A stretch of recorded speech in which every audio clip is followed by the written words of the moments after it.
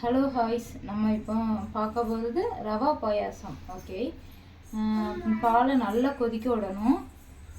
தேவையான அளவு தான். ஓகேவா? இப்போ 2 பேர் இருந்தாங்கன்னா அதுக்கு இவ்வளோ போதும். நாங்கள் 2 நபர்ஸ் தான்.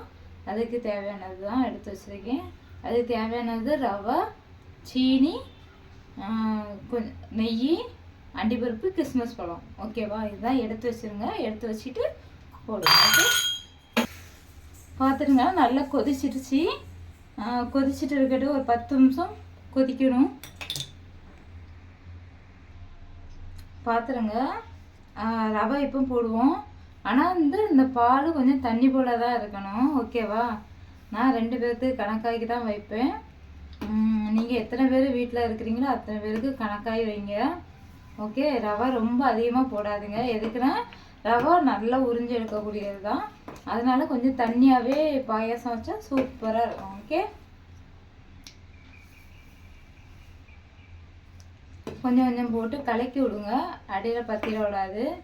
கலக்கி நல்லா விட்டால் சூப்பராக, என்ன சொல்ல, கடம்பு பால் குடித்தா எப்படி இருக்கும் அந்த டேஸ்ட்டுக்கு அழகாக இருக்கும். பார்த்தீங்களா எவ்வளோ அழகாக இருக்குன்னு? பூ போல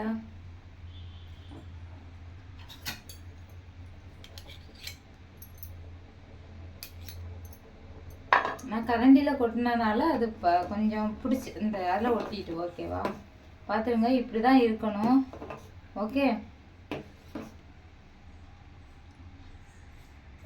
பார்த்துருங்க. நல்லா பிடிச்சிட்டு இருக்கு. அதே போல் நல்லா தண்ணியாகவும் இருக்குது. டேஸ்ட்டும் ரொம்ப நல்லா இருக்கும்.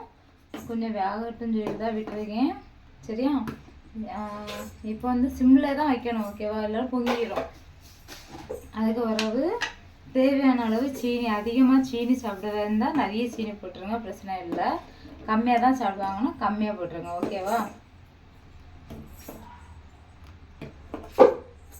பார்த்தீங்களா டேஸ்ட்டாக வந்துச்சு? பார்த்தீங்களா?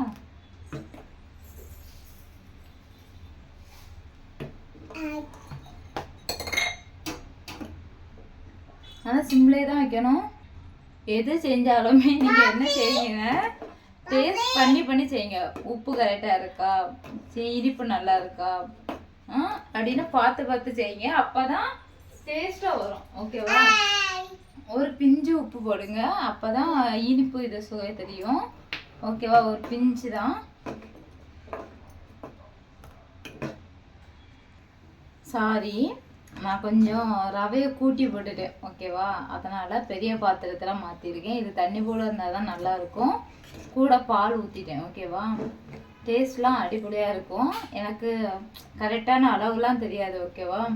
இருந்தாலும் அது தண்ணி போல் இருக்குன்னு சொல்லிட்டு கொஞ்சம் பாலை மிக்ஸ் பண்ணாலே போதும், கரெக்டாகிடும். ஓகே, நானும் அதே தான் பண்ணியிருக்கேன்.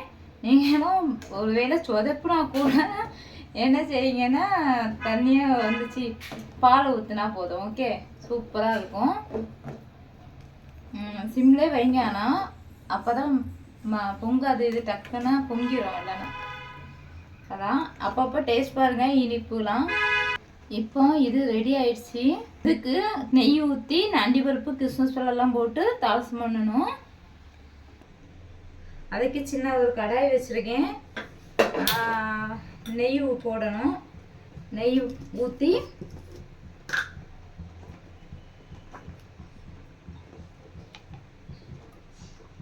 நெய் ரொம்பலாம் ஊற்றினா தவிட்டிடும். தேவைக்கு கொஞ்சம் அளவு போடுவேன். ஓகேவா?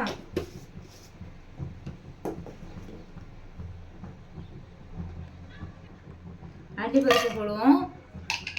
அது கூடயே கிஸ்மிஸ் பழமும் போட்டுருங்க. நல்லா பொரியட்டு.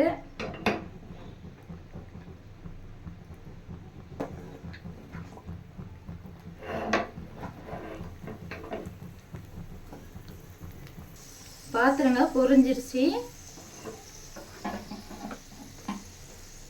பொரிஞ்சதை இதில் ஊற்றிடுங்க. பார்த்தீங்களா? எம்மி சூப்பராக இருக்கா? பாயாசம் ரெடி. யாருக்கெல்லாம் ரவை பாயாசம் பிடிக்குமோ கமெண்டில் சொல்லுங்கள்.